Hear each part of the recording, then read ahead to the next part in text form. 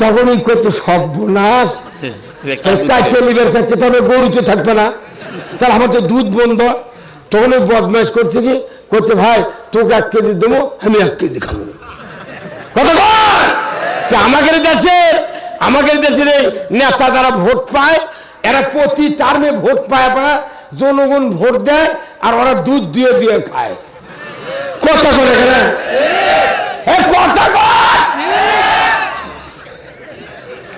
এবার গরু বাঁচা নেব, কারণ আল্লাহ বাঁচার কথা কোরআনে কথা সূরা ইয়াসিনে, ওয়ামতাজুল ইয়াউমা আইয়ুহাল মুজরিমুন।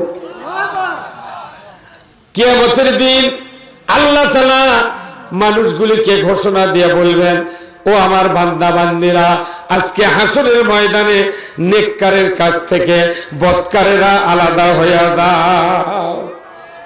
যেহেতু কিয়ামতের দিন আলাদা হওয়া লাগবে, দুনিয়াতে আলাদা হবো। কথা কোন টাকা? তাহলে এই কথাগুলো এই দিনই বললাম, আমাদের আগামী দিনে এই জুলুমতন্ত্র আর অত্যাচার নির্যাতন থেকে যদি বাঁচতে চায়, আল্লাহর ইসলামের বিকল্প কোনো পথ নাই। কথা কোন টাকা? জোরে আছে, পথ আছে। আমরা ইসলাম কায়েম করতে চাই। ইসলাম জীবন ব্যবস্থা, এটা কায়েম হলে পৃথিবীতে কোনো মানুষের অশান্তি হবে না। আমরা ক্ষমতায় যাব না, ইসলামকে ক্ষমতায় বসাবো। ভাইরা আমার, আজ থেকে ১৫০০ বছর আগে আল্লাহর নবী ৪০ বছরের নবুয়ত পালেন।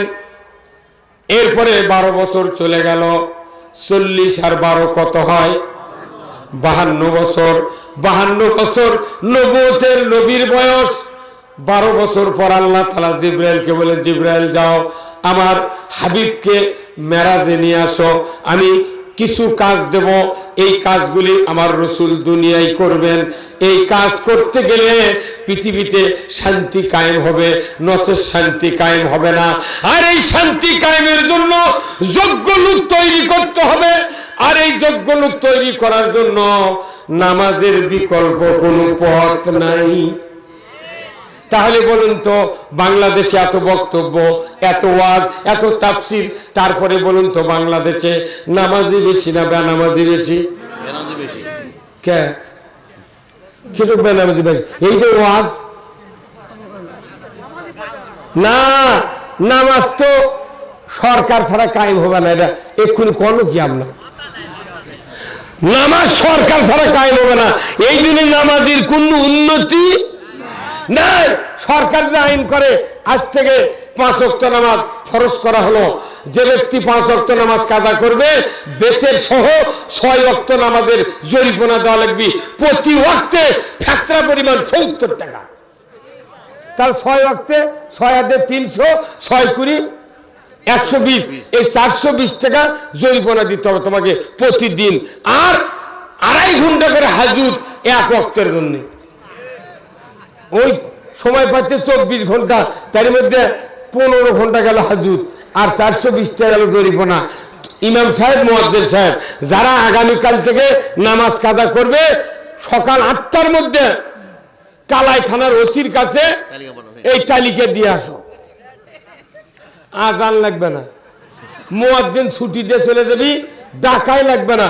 ওই খালি 3টার সময় উঠে কবি, বাবা উঠে গে জুম্মার যাব না, আইন হচ্ছে রে, জেলখানা 2টা লিখবি। তাছাড়া 4:30 অজু করে মুয়াজ্জিনকে ডেকে নিয়ে জুম্মার যাবি। কারণ যাই নাম দিবার কথা যা সরকার, ও কি ওর সাথে মিল না দিলে ওর নাম তো দিয়ে দিই পরের দিন। মুয়াজ্জিনকে ডেকে তুলে কবি সব করে এত রাত্রের চলো জুম্মার বসে থাকবো।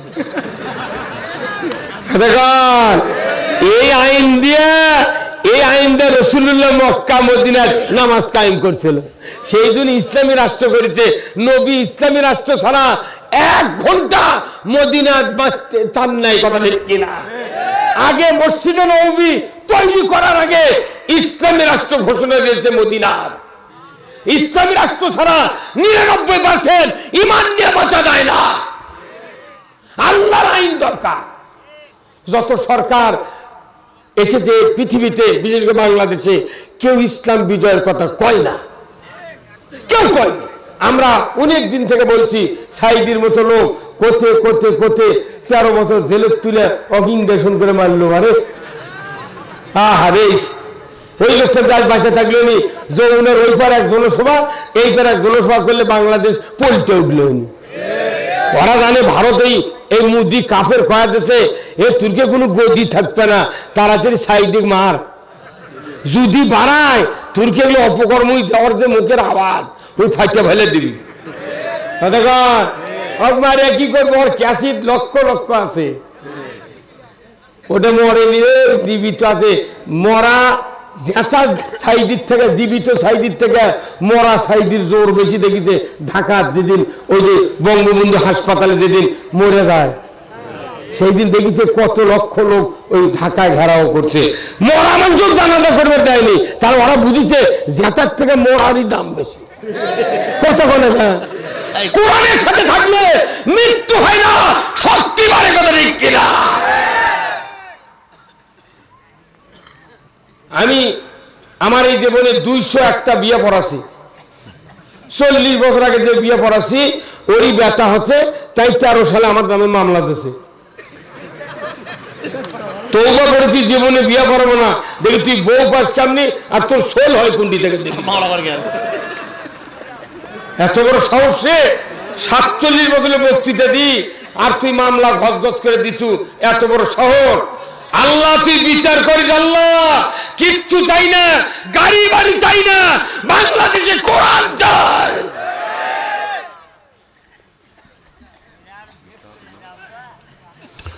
ভাইরা আমার, আল্লাহর নবীকে ডাকা হলো মেরাজে।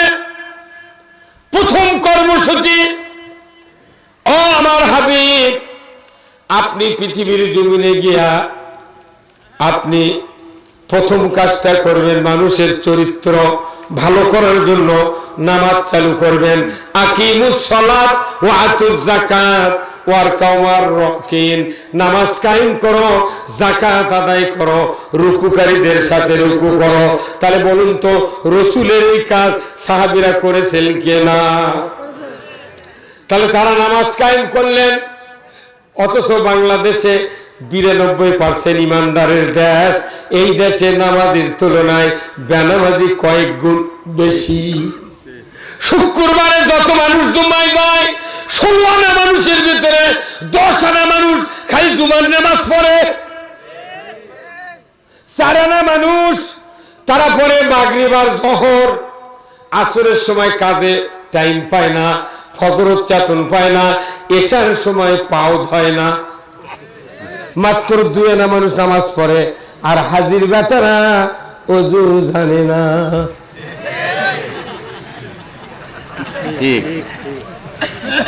এগুলো নামাজ কায়েম করতে হবে। নামাজ কায়েম করার দায়িত্ব সরকারের। আল্লাহু আকবার। সেই সরকার বানানোর দরকার আছে না নাই?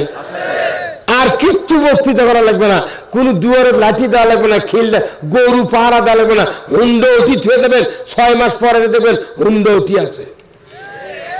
এই কামটা না করে, আল্লাহর আইন কায়েম না করে খালি আমাকে করতে, হুজুর এনা কাজ করেন তো কি মসজিদে বক্তৃতা দেন, চুরি হচ্ছে তো আপনি খালি কন চুরি করবেন না। ওই মসজিদ চোরের দ্বারা বুড়নি, তারাও জুম্মার যায়।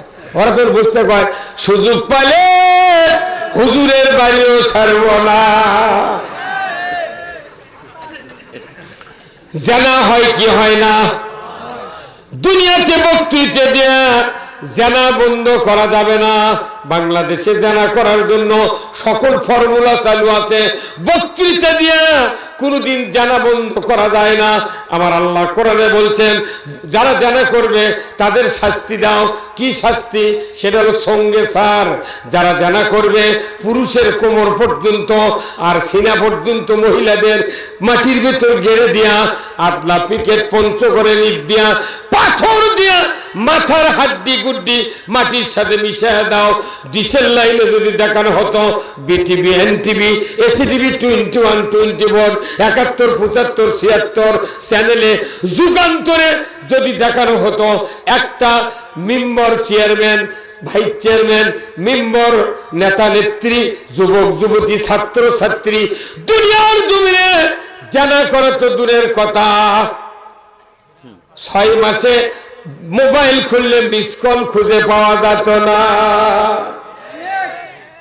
জানা এমনি বন্ধু হাজবি হামন আঙ্কেল 4 মিয়েলে ঘরে, কেউ কয় না এই তোর কাবিল দেখি। আর মামুনুল হক বাংলাদেশের শ্রেষ্ঠ সন্তান, বউলে ঘুরছে তোকে কাবিল দেখাও। আয় এখন দেখ তো কাবিল, আয় আয় রে আয়, হুজুররা ঘুরলি কাবিল দেখাও।